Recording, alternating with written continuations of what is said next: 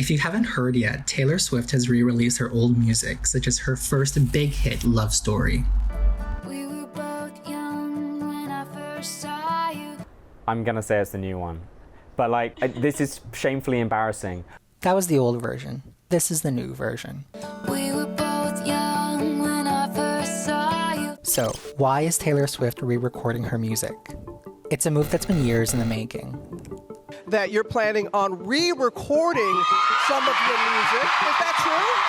Wait a minute. Yeah, that's true. In order to understand what's happening with Taylor, you have to know a little bit about the world of music licensing. Broadly speaking, in two parts. You have the copyright, which is the intellectual property behind a song. Then you also have the recorded part of the song, what are often referred to as the masters, the master recordings. Prior to Lover, which was Swift's first album with her new label Republic Records, owned by Universal Music Group, the singer owned the publishing rights of her songs, but she didn't own the masters. In this case, her former record label Big Machine owned the masters. Usually when an artist signs with a label, as part of that contract, the record company gets ownership of the masters, of the master recordings. So how exactly are the profits split up? The way that music royalties are split up is that perhaps 4/5 of the royalties go to the owner of the masters, and 1/5 goes to the owner of the publishing rights and the sort of the copyright. Swift has been trying to buy the masters for years, but in 2019, music executive Scooter Braun, who manages the careers of artists like Justin Bieber and Demi Lovato, partnered with private equity giant Carlyle Group to buy her old label, along with the rights to her catalog, in a deal reported to be around $300 million.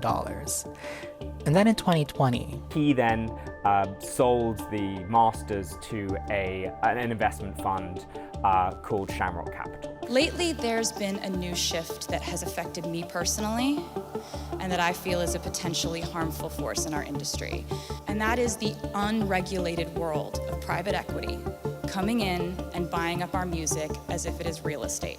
What Taylor's talking about is the recent catalog acquisition frenzy in the music industry. If you sell a house, you might get $500,000 for argument's sake. If you own that house and you rent it out, you might get $1,000 a month rent over the duration of that ownership. What's happening now is that the investments in the music industry are kind of more like those real estate investments, because you can guarantee a recurring income from royalties that are coming from, broadly speaking, music streaming services.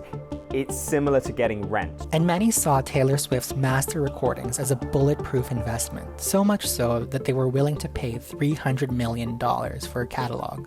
And the company that acquired it says in separate investor presentations that it hopes across its portfolio to generate annual returns of about 8%.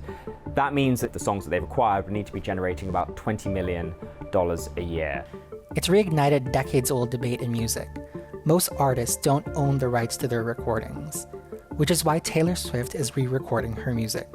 But by re-recording her songs, Taylor Swift clearly hopes that fans will listen to the recordings where she owns all the rights, and therefore she'll be getting a greater share of the income generated by them. It is clearly a risk for the company that has acquired her rights, Shamrock Capital. A lot of the success of this will come actually down to the algorithms used by Spotify and Apple Music. What will Spotify default to? Will it default to her version, or will it default to the original version recorded years ago? There's a question amid all of this, is if Universal is letting their artists own their master recordings, as is happening with Taylor Swift. What if that becomes a trend? What does it mean for their earnings in 5 to 10 years' time? Universal recently announced it plans to IPO this year. Part of the reason they're able to IPO is because they are getting dependable earnings from Spotify and all those other companies. If that ceases to be the case because they're letting their artists own the masters, what does that mean for their equity story? Or actually is Taylor Swift the exception? And they're letting her do it because she's a big name and they need the sort of halo effect of having Taylor Swift at Universal Music. And actually, if someone else tries to do it, they'll probably say no. Swift is expected to re-record the 5 other albums she made under her 12-year contract with Big Machine, from her self-titled debut all the way to Reputation.